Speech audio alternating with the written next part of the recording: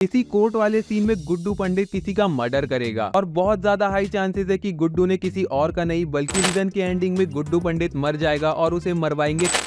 तो क्या सीजन 3 में गुड्डू पंडित मरने वाला है और उसे कौन मारेगा? कालीन भैया, बीना, शबनम, शरद या फिर गुड्डू का खुद का बाप जिसने पिछले सीजन में उसकी खुद जान बचाई थी? तो ये सब कुछ जानेंगे और ऐसी और भी कई सारी इंटरेस्टिंग डिटेल्स है जो शायद तुम लोगों ने इस ट्रेलर में मिस कर दी होगी। तो वो सभी डिटेल्स मैं तुम लोगों को इस ब्रेक डाउन वीडियो में बताऊंगा, तो इसलिए वीडियो को आखिरी तक जरूर देखना। लेकिन उससे पहले जल्दी से वीडियो को लाइक कर दो और चैनल को भी सब्सक्राइब कर दो। डिटेल नंबर 1, ट्रेलर के पहले ही सीन में हम लोग एक पॉलिटिशियन को देखते हैं जो की अपनी स्पीच रिहर्स कर रहा है, जिसमें वो बोल रहा है कि जितनी भी निर्दोष जाने गई है उसके लिए उसका हृदय करुणा से भर आया है। और यहीं पे हम लोगों को इन सभी लोगों को दिखाया जाता है जिन लोगों ने सीजन 1 से अभी तक अपनी जान गंवाई है। और आयरॉनिकली इनमें से एक भी इंसान ऐसा नहीं है जो निर्दोष हो। सभी के सभी एक से बढ़ के एक हरामी थे, एक्सेप्ट गुड्डू का बच्चा जो कि स्वीटी के पेट में था। डिटेल नंबर 2, अगले सीन में हम लोग एक कैरेक्टर को बोलते हुए सुनते हैं कि चलो रे मैक्सिको जाना है, मतलब कि मिर्जापुर। तो यहाँ पर मिर्जापुर को मैक्सिको से इसलिए कंपेयर किया गया है क्योंकि जो मैक्सिको है वहाँ पर भी क्राइम रेट बहुत ज्यादा है। वहाँ पर भी ऐसे ही गैंग वॉर्स, स्मगलिंग, ट्रैफिकिंग के बिजनेस बहुत ज्यादा चलते हैं और वहाँ पर गैंग वॉर्स भी बहुत ज्यादा होती है। और यही चीज पूरे मिर्जापुर में भी चल रही है जहाँ पर कई सारी गैंग सिर्फ एक गद्दी के लिए लड़ रही है। डिटेल नंबर 3, अगले सीन में हम लोग देखते हैं गुड्डू को जो कि अपने पैर से अपनी गाड़ी का दरवाजा खोलता है और फिर त्रिपाठी चौक पर उतरता है। लेकिन यहाँ पर ध्यान देने वाली बात यह है कि ये दोनों ही सीन बहुत ही अलग अलग जगह के और इवन इन दोनों सीन के बीच बहुत लंबा टाइम बीत चुका है। क्योंकि अगर हम लोग ध्यान दें उस सीन में जहाँ पर गुड्डू अपने पैर से गाड़ी का दरवाजा खोल रहा है तो हम लोग यहाँ नोटिस कर सकते हैं कि उसने ब्लैक जीन्स पहनी हुई है और जूते पहने हुए हैं। और यही सेम कपड़े उसने सीजन 2 की एंडिंग में भी पहने थे जब वो मिर्जापुर पहुंचा था और तब वो लंगड़ा कर भी चलता था और उसके हाथ में छड़ी होती थी। लेकिन अगला जो सीन है जब वो त्रिपाठी चौक पर उतरता है तब उसने जीन्स और जूते नहीं बल्कि कुर्ता पहना हुआ है और सैंडल्स पहनी हुई है और इवन अब वो लंगड़ा कर भी नहीं चल रहा है। तो इससे ये समझ आ जाता है कि ये दोनों सीन में बहुत ज्यादा टाइम बीत चुका है और गुड्डू का पैर अब पूरी तरीके से हील हो चुका है। डिटेल नंबर 4, इस सीन में गुड्डू त्रिपाठी चौक को तोड़ रहा है जिस पर लिखा हुआ है मिर्जापुर में शांति स्थापना का प्रतीक। और गुड्डू का इस चौक को तोड़ना हम लोगों को ये बता रहा है कि अब मिर्जापुर में शांति बिल्कुल भी नहीं रहेगी। अब मिर्जापुर में होगा तो सिर्फ और सिर्फ भौकाल। और अगर तुम लोगों को सीजन 1 याद हो तो गुड्डू और बबलू ने कालीन भैया का जो साम्राज्य है वो भी आगे बढ़ाया था सिर्फ वायलेंस से। उन्होंने ज्यादा से ज्यादा बंदूकें बेची थी, ज्यादा से ज्यादा कट्टे बेचे थे ताकि वायलेंस बढ़े और मिर्जापुर में कालीन भैया का और भी ज्यादा बिजनेस बढ़े। डिटेल नंबर 5, अगले सीन में हम लोग देखते हैं माधुरी को जो कि सीएम बन चुकी है और वो कहती है कि सबसे पहले वो गुड्डू को मारेगी। अब मिर्जापुर के इस यूनिवर्स में कोई कितना भी अच्छा कैरेक्टर क्यों ना हो, मिर्जापुर पहुंचने के बाद वो बदला लेना सीख ही जाता है। गुड्डू ने श्वेता के पति मुन्ना को मारा है जिससे वो बहुत ज्यादा प्यार करने लगी थी, तो इस चीज का बदला माधुरी तो जरूर से लेकर रहेगी। डिटेल नंबर 6, अगले कुछ सीन्स में हम लोग देखते हैं गजगामिनी को जो कि अब कट्टों का बिजनेस संभाल रही है। सिमिलर टू जैसा सीजन 1 में गुड्डू किया करता था अब वही काम गजगामिनी कर रही है और जो बाकी का बिजनेस होगा अफीम वगैरह का वो गुड्डू ही देखता होगा। डिटेल नंबर 7, अगले सीन में हम लोग देखते हैं कोर्ट का सीन जहाँ पर गुड्डू का बाप खड़ा हुआ है और उसके बाकी के फैमिली मेंबर्स भी है। तो यहाँ पर मोस्ट प्रोबेबली गुड्डू के बाप पर ही केस चल रहा है क्योंकि उसने पिछले सीजन में पुलिस वाले मौर्या को मारकर गुड्डू की जान बचाई थी। लेकिन फिर बाद में उसने खुद कहा था कि उसने जो किया है उसकी सजा उसे जरूर मिलेगी। और मैं यहाँ पर बिल्कुल भी सरप्राइज नहीं होऊंगा अगर हमें सीरीज में ये देखने को मिले कि इसने खुद ही अपने आप पर केस किया। डिटेल नंबर 8, इसी कोर्ट वाले सीन में गुड्डू पंडित किसी का मर्डर करेगा और बहुत ज्यादा हाई चांसेस है कि गुड्डू ने किसी और का नहीं बल्कि लाला का मर्डर किया है क्योंकि इसी सीन का एक और वर्जन हम लोगों को टीजर में देखने को मिला था जहां हम लोग किसी एक इंसान को हाथ में पेंसिल लिए हुए देख सकते हैं। तो वो और कोई नहीं बल्कि गुड्डू पंडित ही है और यहाँ पर उसने लाला को मारा है। ऐसा मैंने इसलिए कहा है क्योंकि हम लोगों ने सीजन 2 में देखा था कि जो लाला है उसको पुलिस पकड़ लेती है और हम लोग ट्रेलर में भी देख सकते हैं कि लाला जेल के अंदर है। और एक और सीन में ट्रेलर और टीजर के हम लोग ये नोटिस कर सकते हैं कि जो लाला की बेटी शबनम है वो रो रही है और मोस्ट प्रोबेबली किसी के फ्यूनरल में है और वो फ्यूनरल उसके बाप लाला का ही है। और हमें ये भी पता है कि गुड्डू शबनम को पसंद करता है लेकिन लाला को ये बात पसंद नहीं है और मोस्ट प्रोबेबली लाला अपनी फैमिली की जान बचाने के लिए सरकारी गवाह बन गया होगा और फिर जब वो कोर्ट में अपनी गवाही देने आएगा तो वहीं पे गुड्डू पंडित उसे मार देगा। Detail number 10, most probably season के एंडिंग में गुड्डू पंडित मर जाएगा और उसे मरवाएंगे कालीन भैया। अब वो कैसे ये बताता हूँ। तो जैसा मैंने बताया गुड्डू पंडित कोर्ट में